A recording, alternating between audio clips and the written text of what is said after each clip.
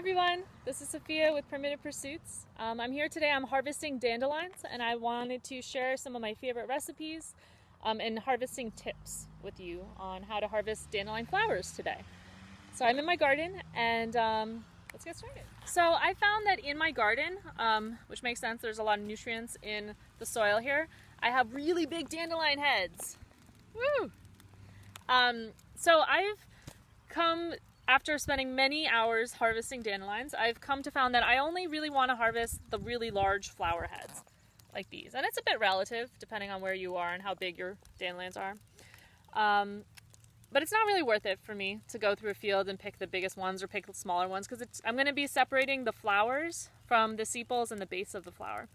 So it's going to take me a while. So I want big dandelions to get as much as I can. So in case you didn't know, the whole of the dandelion plant is edible. That includes the stems, the buds, not like this, but the smaller buds, the leaves, the roots, everything. Today I'm going to be doing things with the dandelion flowers. So normally when I'm harvesting, I won't take all of the flowers or leaves or roots or whatever I'm taking. I'll leave a lot. Because dandelions are constantly putting out buds, I usually am not that conservative, and there's a lot of dandelions. I'm really not that conservative with it. But if there is an insect getting some nectar from the flowers, I usually will leave it alone, or I'll wait until the insect has left. So I have about as many dandelions as I want right now, which isn't too many. Just an example. So I'm going to show you how to separate the green parts from the yellow petals. So what I'm going to do, and this is another reason why I like the big, really big dandelion flowers, I'm going to put it in half, and then I'm going to go from the inside and kind of use my thumb, just kind of like gently separate the petals from the inside. And that way, you can get no green parts. And then if you're in the garden doing it, you can just toss this aside. Another way to do it, if you don't want to be that obsessive over removing all, is taking the head and kind of twisting the bottom off.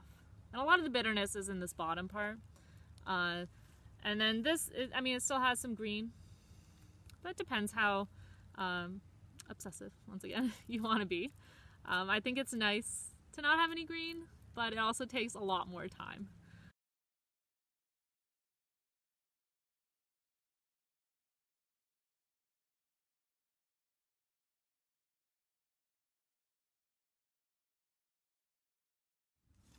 So I have a good amount of the flowers petals separated. I'm going to continue inside because it started raining a little bit here. And we are going to be making these dandelion muffins.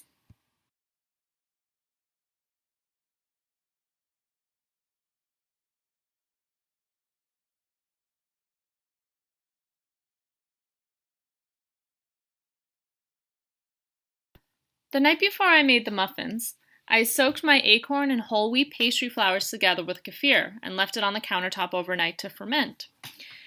You can soak it for less time than that, and if you're not using kefir or your aim is not to ferment your flours a little bit, then you can just add the liquid to your flours and proceed with the recipe without letting it sit at all. However, depending on the type of flour you are using, you may want to add a little more or a little less of the liquid that you're using to get it to around this consistency. The next day, I then melted the butter and added the honey at the end to soften it up. I also whisked together the eggs, cinnamon, salt, vanilla, and baking soda and powder together until there were no lumps.